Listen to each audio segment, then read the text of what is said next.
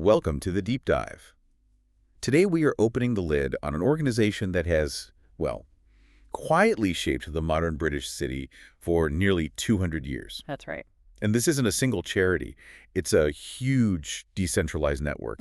It operates right in that gap, where government services often stop and traditional church structures sometimes struggle to reach. You might have driven past their mission halls, maybe you supported their food banks, but you probably don't know the depth, the sheer complexity, and the financial tightrope they walk every single day. I think that's exactly right. We're diving into the city mission movement in the UK and Ireland, or CMM-UK for short.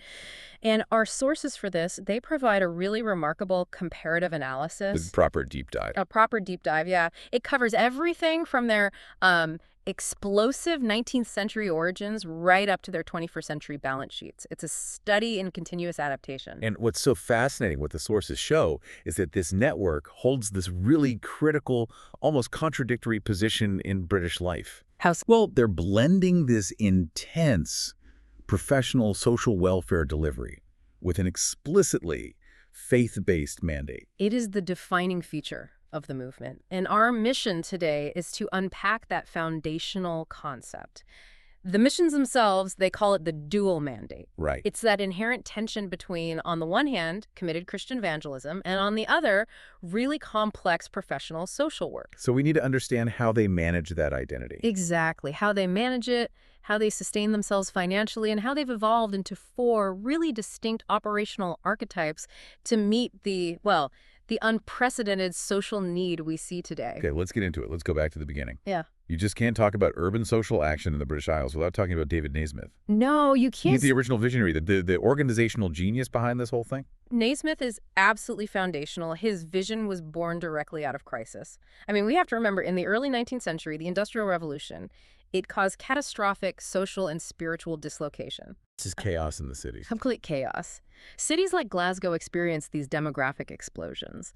That led to profound urban squalor, overcrowded tenements, poverty on a scale that the traditional, Anglican or Presbyterian parish system was entirely unprepared to handle. Because that model relied on people coming to the church. Exactly.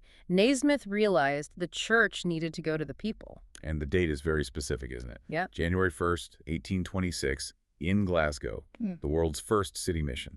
That's the start of the whole movement. And the replication, the way it spread, was immediate and aggressive because the model met a need people were feeling right there on the ground. So Glasgow is first. Then Belfast followed just a year later in 1827. Dublin, which is historically the second oldest independent mission, that was established in 1828. It's just catching on like wildfire. It really is. Liverpool came in 1829, and Nasmith himself was relentless. He personally founded the Edinburgh City Mission in 1832. And maybe most famously, the London City Mission, which would become the largest in the network, was founded in 1835. So in less than a decade, it's mapped the urban crisis across the entire UK. It really had. But this wasn't just another charity, though. Nasmith's vision wasn't just about, responding to poverty. It was an organizational innovation in three distinct, very strategic ways that changed how faith-based groups operated forever. Let's start with the one that was truly radical for the time: interdenominationalism. In that period, the 19th century, sectarian divisions were incredibly intense. Theology, it often divided communities, even within Protestantism. Right. Nasmith realized that if they were going to focus on the slums, they just couldn't afford to be tribal. He established the first widespread movement that aimed to unite Christians, whether they were Baptist, Methodist, Presbyterian, or Anglican, for the singular purpose of urban outreach. So he was prioritizing the shared mission over all the doctrinal differences. Precisely. The language they used was the Catholicity of Protestantism. It was a revolutionary administrative move.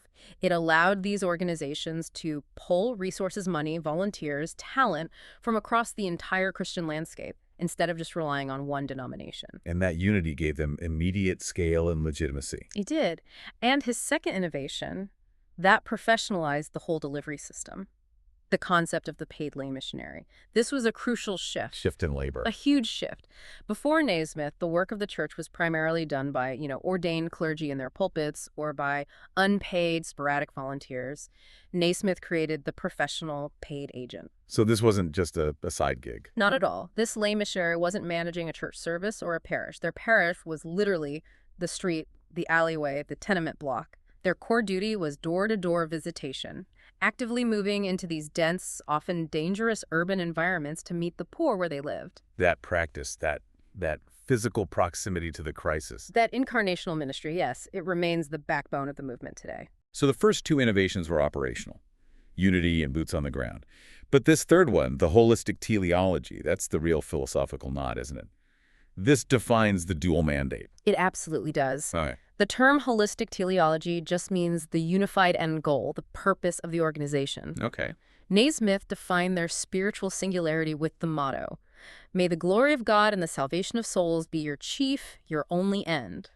Now that sounds completely spiritual, almost narrowly focused. But the paradox is that they used material engagement to achieve that spiritual end. Precisely. You couldn't preach the gospel to someone who was starving or illiterate or, dying of typhus. So the spiritual focus was necessarily delivered through this profound material engagement, the classic philosophy known colloquially as soup, soap, and salvation. Right, I've heard that phrase. They didn't just hand out pamphlets. They established ragged schools for street children, penny banks to teach thrift, medical dispensaries to treat the sick. The social work wasn't a distraction from the spiritual goal. It was the indispensable platform that made the spiritual message relevant. And that philosophical DNA brings us directly to the enduring dual mandate today. Yes. This tension between evangelism, the words, and practical social action, the deeds, it isn't something they argue about. It's the core identity they have to constantly manage. It is the philosophical core, and you see modern missions explicitly grappling with it. Manchester City Mission, for instance, they formalize this idea with 3 core values. Incarnation, meeting need; compassion, responding to unmet needs; and proclamation, declaring the Christian message. So the practical help is the visible proof of the belief system. It's the demonstration, yes. But wait, the source material suggests this dual mandate presents a massive challenge in the 21st century that Nasmith never had to face. Absolutely. The 19th century context allowed for this overt integration, but now with increasing secularization and, the professionalization of social services, they have to separate things out more, don't they? They absolutely do. This creates what the sources call the spectrum of identity. If Derby City Mission, for example, wants to secure a massive government grant to run debt clinics, they must operate that clinic according to secular professional standards. Meaning no coercion, no forced religious content. Exactly. And this forces missions to make tough strategic choices. Are they an evangelistic mission with social programs like Belfast? Or are they a professional social service charity with a Christian ethos like Southampton? That choice dictates everything. Their funding, their partnerships, their public image. And that spectrum of identity is what makes a simple geographic definition of these missions so inadequate. You can't just say, this is what London does and this is what Glasgow does. Not at all. So the report we're studying, it gives us this far more useful framework. 4 strategic archetypes. This categorizes the missions not by location, but by their dominant focus and their operational strategy. And this framework is vital. It explains the diversity within the network. It answers the question, why does one mission focus on, say, 9 supported housing residents, while another one is handing out 21,000 food parcels? It all comes down to their chosen strategic scope. Okay, let's start with Archetype I, the Comprehensive Social Service Hub. The name alone tells you these are the big players. They are. They're defined by integration and scale. These are the largest, most structurally complex missions. They operate a holistic continuum of care, moving clients from immediate crisis intervention all the way through to long-term personal development. And that means dealing with really complex issues. Yes. Their integrated service portfolios address co-occurring complex needs like homelessness, addiction, mental health, and employability. This requires substantial budgets and a real shift away from relying on volunteers toward heavily professional staff. So who fits this description? The primary examples are the missions operating in the large metropolitan centers: Glasgow City Mission, Edinburgh City Mission, Birmingham City Mission, and Derby City Mission. They function essentially as major multi-departmental social welfare organizations. Can you give us a program example that shows the sophistication here? Yeah. Because this sounds like more than just a drop-in center. Oh, much more. Look at Glasgow City Mission's City Centre project. It starts with immediate aid, of course, but it quickly moves to transformation. They have a dedicated rehab pathways team providing complex, trauma-informed support for addiction recovery. Trauma-informed, that's a very specific professional approach. It is, but here's the critical part. GCM runs a paid guest internship scheme.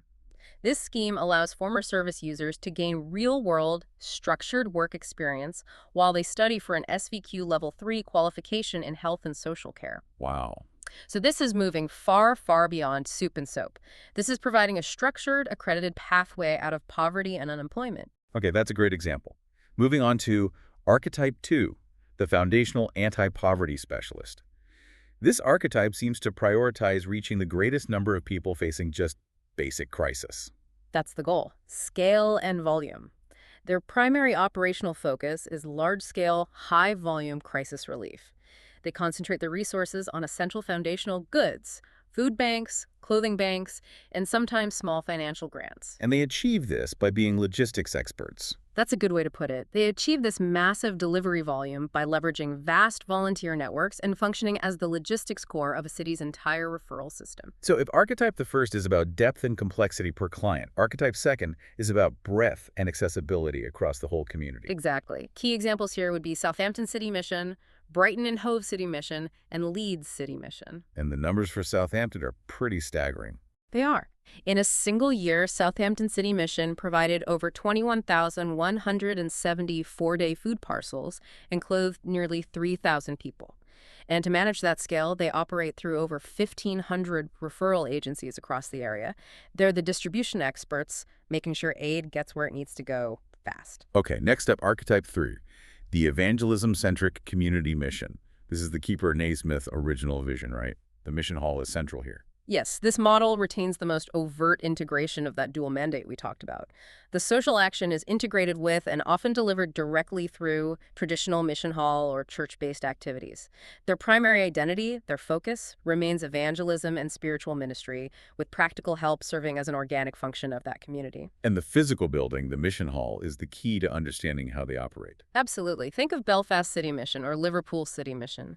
Belfast operates 14 active mission halls across 16 districts. These halls are multi-purpose venues. So they're not just for Sunday services. Not at all. They host gospel services and Bible studies, yes, but also luncheon fellowships, homework clubs, youth activities. The social activity and the spiritual ministry aren't parallel departments.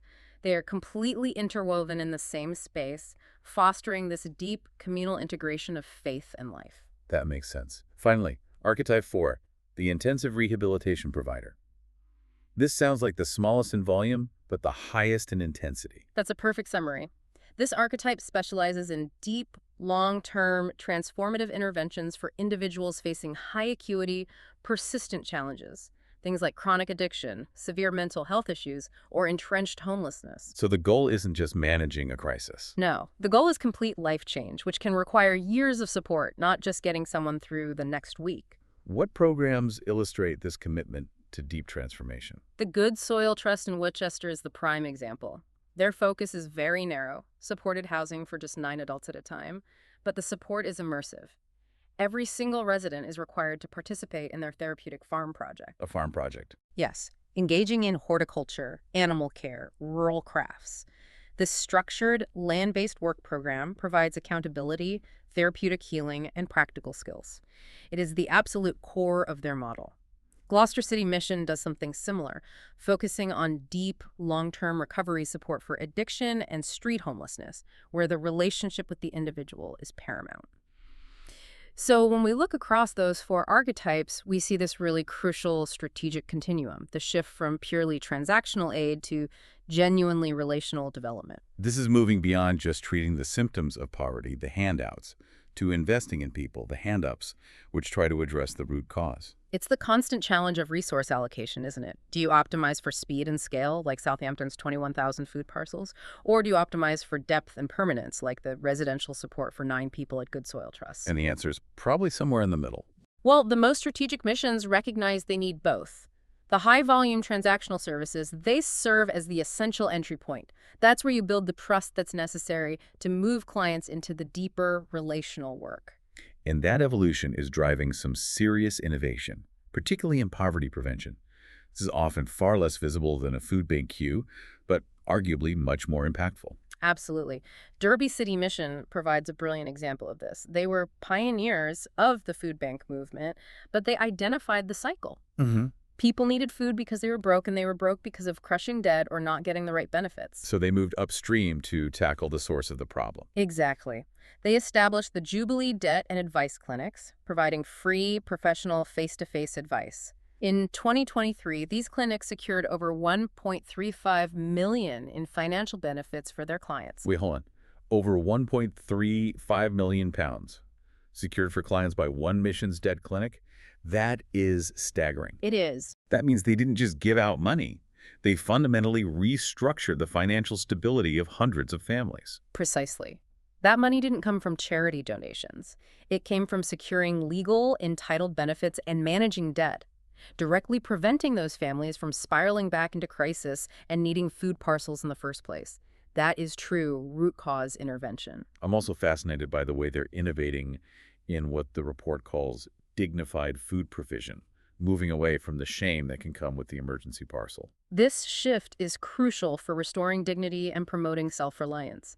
The traditional emergency parcel, while necessary, can feel anonymous and, well, transactional. So what's the alternative? Missions are moving towards sustainable, membership-based models. Southampton's Marketplace and Derby's Community Shop and Cafe are pioneering this idea. Instead of a prescribed pre-packed box, members pay a small fee and can choose their own affordable, fresh food. So it's more like a subsidized shop. Exactly. It encourages practical budgeting skills and fosters a sense of community ownership. It turns a crisis service into an empowerment tool. Let's look at their organizational footprints. We see a clear distinction in approach between centralized hubs and decentralized networks. What does that choice reflect? That choice reflects the city's geography and the mission's own capacity. The centralized hub, which is epitomized by Glasgow City Mission, concentrates all its resources and expertise in a single accessible location. A one-stop shop. A one-stop shop for integrated, complex care. Housing advice, meals, rehab referral, counseling, it's all under one roof. The strategic advantage is what they call warm handoffs, ensuring a vulnerable client isn't lost moving between different agencies. It's highly efficient for complex cases. Whereas the decentralized network prioritizes saturation and local presence. Precisely. Belfast City Mission, with its 14 active mission halls, or Edinburgh City Mission, running 5 Food Bank Plus sites, they opt for accessibility. Their strength is grassroots engagement. They are embedded within specific neighborhoods, allowing them to tailor programs to local culture and reach people who might struggle to commute to the city center. And that model must rely more on volunteers. Much more heavily on local church volunteers, providing the facilities and the manpower. Okay, let's revisit the dual mandate and look closer at this evangelism strategy spectrum. We identified 3 models for integrating faith and action. How different are they in practice? Oh, very different. It largely depends on how those archetype R and THER missions choose to operate. The fully integrated model, which is common in archetype 3 missions like Belfast, means the social activity happens in the same space and is often intertwined with spiritual ministry. So, for instance, a devotional thought might happen as part of the luncheon club. Exactly. The faith identity is completely organic to the delivery system. Then there's the departmentalized model, which gives a bit more space, ensuring professional clarity. Yes, this is often adopted by the larger hubs. Birmingham City Mission is a good example. They run their professional social service projects, like the Care Center for the Homeless, separately from a distinct outreach team that's focused on direct evangelism and faith-based schoolwork. So the overall ethos is Christian, but the delivery channels are functionally parallel. That's it. It allows the social workers to adhere strictly to secular compliance without sacrificing the mission's overall evangelistic purpose. And finally, the most sophisticated strategic pivot, the enabler model, championed by London City Mission. How does being the enabler fundamentally change their operational identity? It's a complete shift of focus. Instead of seeing themselves as the primary doer of mission work across the vast city of London, they position themselves as the primary enabler or catalyst. So they're training others to do the work. In essence, yes. They deploy their highly skilled missionaries and expertise to local congregations to build up the local church's own outreach capacity. They are essentially selling a specialized service urban mission expertise to the local church, multiplying their impact by equipping hundreds of local congregations to do effective, localized outreach. And that strategy secures their long-term relevance. It makes them indispensable to their core support base. It does. It's a very clever move. Okay, let's unpack the money. We've established that this is a vast, diverse network, and nowhere is that diversity more stark than when you look at the financial figures. It's a movement of immense contrast. It truly is. The finances reveal the structural complexity of the CMM-UK. We can really categorize them into three clear financial tiers, and that dictates everything from staff capacity to their ability to withstand an economic shock. All right, let's start at the top. Tier 1, the major complex operations. These are missions with annual incomes generally exceeding £500,000. This includes the Dublin Christian Mission, which is a massive operation reporting income of over 1.57 million euros. Wow. And Southampton City Mission, operating near the £900,000 mark. These organizations have the resources to sustain complex multi-site operations and employ the professional leadership teams you need to navigate the compliance burden of modern charity work. Okay, so that's the top tier. Tier 2 covers the medium-scale missions, what you call the engine room of the movement. These are missions with incomes typically between £100,000 and £500,000. This group includes missions like Brighton and Hove at $294K, Good Soil Trust at $250K, Coventry at $154K, and Liverpool at $111K. So they're large enough to run sustained projects. Yes, and maintain a physical presence, but they live closer to the financial margin. That makes large capital investments or rapid expansion very challenging. And then there's Tier 3, the grassroots, localized operations. The disparity here is genuinely shocking when you look at the numbers. It is. These are missions with incomes below £100,000, often surviving almost entirely on localized giving and volunteer labor. We see Leeds at £59K, Arbroath at £46K, and then, strikingly, Chester City Mission at a very modest £18,331. £18,000. £18,000. The difference in operational scale between Chester's 18,000 and Dublin's nearly 1.6 million euros. It just highlights a network that is structurally profoundly disparate. And beyond sheer scale, the source of that funding is a major strategic difference. You have the traditionalists versus the diversified operators. That's right. The traditionalist model relies almost exclusively on private, faith-based philanthropy money sourced from individuals, affiliated churches, and trusts with a specific Christian focus. Edinburgh City Mission is a prime example. They state they are largely financially dependent on the free will giving of individuals and churches. And the big advantage there is autonomy. Total programmatic autonomy. They can run their programs exactly as they wish, prioritizing evangelism overtly. The downside, of course, is vulnerability. They're vulnerable to fluctuations in church giving and economic recessions. Which brings us to the diversified public funding track. This is the high-risk, high-reward strategy for stability and scale. It's really the only way to achieve that Tier 1 scale for many missions today. They integrate secular funds, primarily government grants, for stability. We mentioned Derby City Mission, which strategically secured a colossal $693,512 pull from 8 separate government grants in a single financial year. So public funding made up over half their income. Over half, yes. And Glasgow City Mission also received $125,533 from the Scottish government for its rapid rehousing centre. But securing 8 government grants? That's not simple. That speaks to a massive organizational and legal compliance capacity, something the traditionalists or those Tier 3 missions just can't afford to build. That's the critical point. To access that level of public funding, you have to professionalize your staff, adhere to secular metrics and outcomes, and manage substantial audit and compliance burdens. Derby made a deliberate strategic choice to invest heavily in that professional structure to unlock that funding, but it changes the mission's operational character. Okay, here's the most concerning trend in the entire report. The sustainability crisis, marked by these huge operational deficits.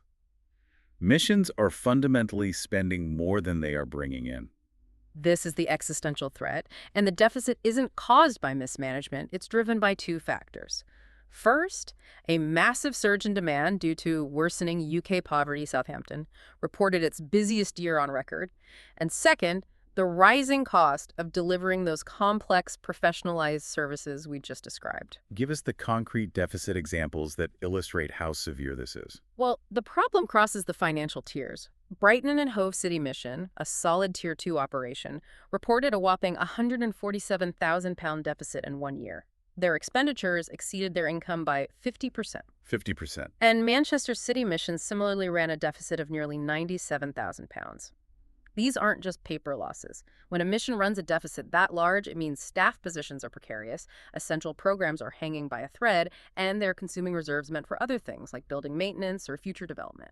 And if that deficit continues, they are forced into a really dangerous finite solution: asset liquidation. Yes, this is where the history of the movement meets the current crisis.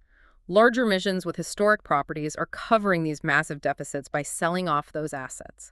London City Mission, the largest member, openly states in its financial report that property sales provide the necessary cash to fund our cash deficit. Think about the historical cost of that. Exactly. These missions accumulated these properties over 150 years. They are the physical, inherited legacy of the Nasmith paradigm. And now they are being systematically sold off, not for strategic reinvestment, but simply to cover the massive shortfall created by the current overwhelming level of social need. And it's not a one-off. Not at all.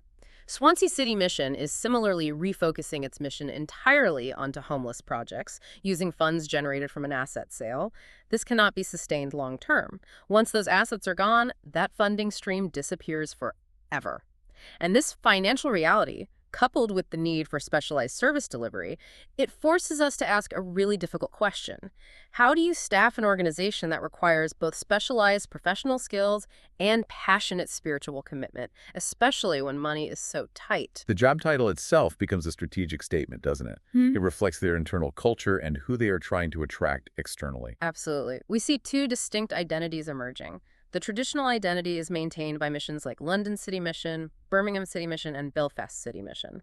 They consistently use the term missionaries for their frontline staff. Which reinforces their theological identity. Yes, and it maintains their connection to their core evangelical support base. But then you have the professionalized identity, using titles that almost mask the spiritual nature of the work to facilitate partnerships. Correct. Missions working heavily with secular partners, like Gloucester or Southampton, they use secularized titles. Project worker, schools worker, debt clinic support worker. This choice is a pragmatic necessity. Why is it a necessity? Well, it appeals to professional staff who may not come from a traditional Christian background, and it's often required to satisfy local authority partnerships or the compliance that comes with grant conditions. The real aha moment for me in the sources is this hybrid support raising model used by missions like London and Birmingham. It feels like a really entrepreneurial solution to a structural problem. It is an incredibly sophisticated strategic compromise. It balances the need for professional stability with the desire for donor engagement. London City Mission and Birmingham City Mission, they provide staff with a reliable base salary while requiring them to raise a specified amount of personal financial support, or PSR. Let's break down the mechanics using the LCM data because it's really specific. Okay, so an LCM missionary role offers a base starting salary of $22,045 plus a substantial taxable housing allowance of £1,200 per month. Okay, so that's a stable income. It provides stability, and it's attracted to a much wider range of talent than purely relying on support raising. However, the missionary must also meet a significant PSR target, which for 2025 was set at £9,500. So the worker has a salary to pay the rent, but they are still required to essentially run a mini fundraising campaign every single year. Why is this model so strategically powerful for the organization? The rationale is multifaceted. First, as we said, it lowers the financial barrier for talented recruits, expanding the talent pool. Second, the required PSR cultivates a deep, highly invested supporter base. These supporters aren't just writing a check to the general fund, they are invested in a specific worker. So they provide prayer, accountability, and the necessary financial cushion. This transfers a significant portion of the payroll cost away from the central mission budget, strengthening financial resilience while deepening their connection to the wider church community. It's a very entrepreneurial approach to pastoral employment. Let's shift to the other foundational asset, their church partnerships. These relationships are critical, and the report categorizes them in three ways, from a simple donor relationship to the most evolved, the co-laborer model. Yes, the most basic level is the basic financial model. Here, churches act primarily as a funding source. Liverpool City Mission, for example, relies heavily on its affiliated churches for its principal funding stream. It's a transaction. The church gives money, and the mission performs the outreach. The operational partnership is more complex, though. It requires shared infrastructure. Here, the church is a provider, not just a donor. Southampton City Mission is excellent at this. They use local church venues, the physical facilities, the kitchens, the meeting rooms, to run their marketplace food clubs or their debt advice centers. So the church provides the volunteers and the space. And the mission provides the program, the expertise, and the client referrals. It's a really symbiotic delivery system that maximizes local church assets. But the most advanced model is the mission to church, or enabler strategy, where the city mission becomes the resource to the church, flipping that traditional relationship on its head. This is the strategic genius of London City Mission's current direction. They position themselves as the enabler. They don't just ask local churches for money or volunteers, they deploy their specialized, trained staff and resources to local congregations to build up their ability to conduct local outreach. Which multiplies their overall impact exponentially across the city. It does, and it ensures they're not seen as competing with the local church. It makes them an indispensable partner to their core support base for decades to come. So we've established the deep history, the contrasting operational models, and the financial pressures that define the CMM UK. Now let's look at what the future holds for this incredibly resilient, adaptive movement. The trend toward professionalization and specialization seems irreversible. It is the defining organizational trajectory.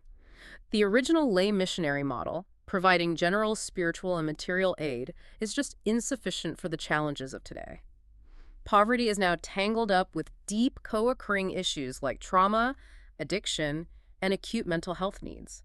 This requires specialized, evidence-based interventions. What are the concrete and probably costly examples of this professionalization? Well, you need qualified professional staff for Derby's debt clinics that secured that $1.35 million.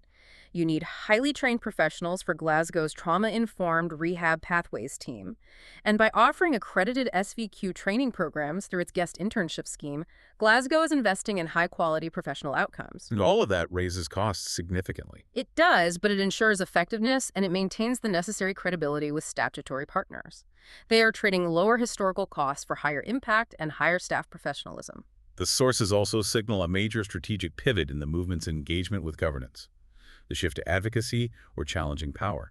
This suggests they're getting political without being partisan. Exactly. CMM UK is explicitly referenced as a key stakeholder in a forthcoming report, arguing that Christian social action is at a crossroads.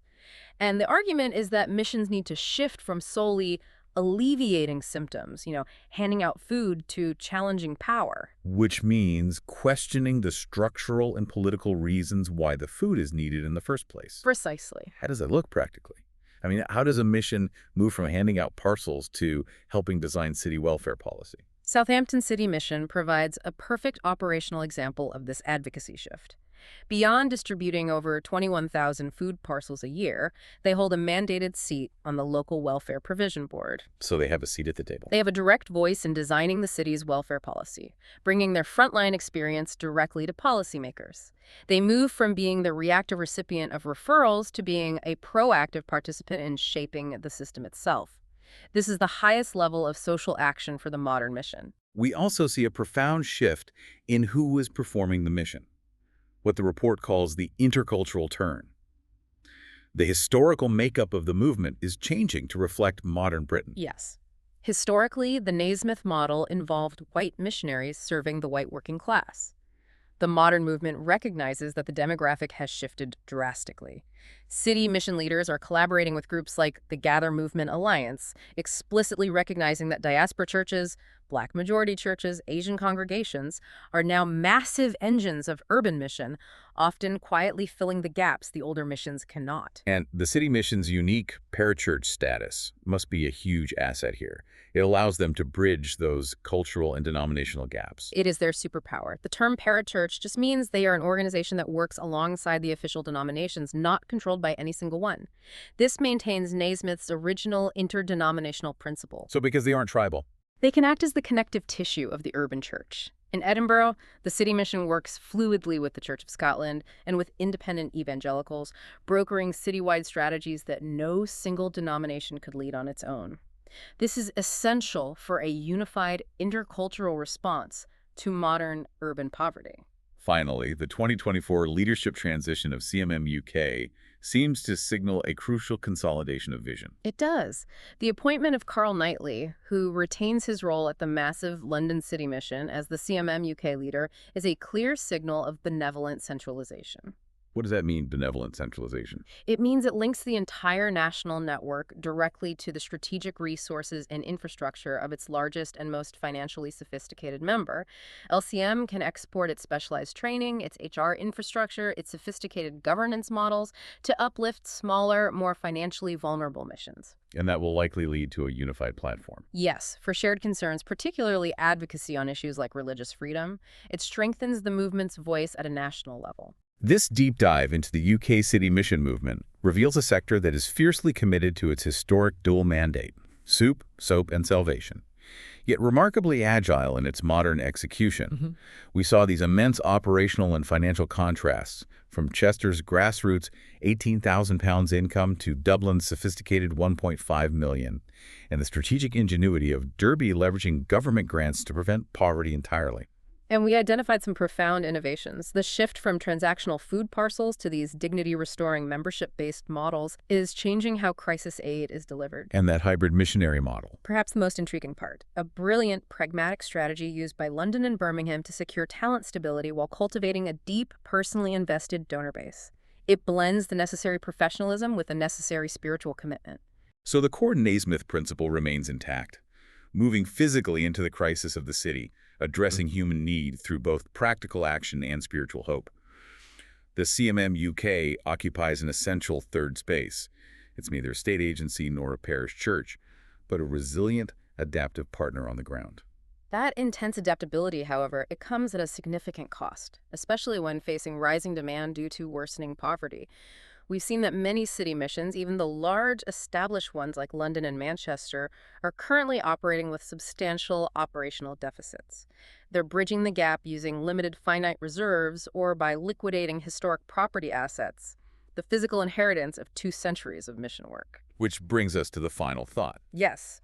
It begs an urgent question for the future of urban social care. What does it mean for the social safety net when the primary, most effective organizations responding to the crisis of homelessness and hunger are systematically spending down their reserves to simply stay afloat? That's something for you to mull over as you encounter the mission of the city this week.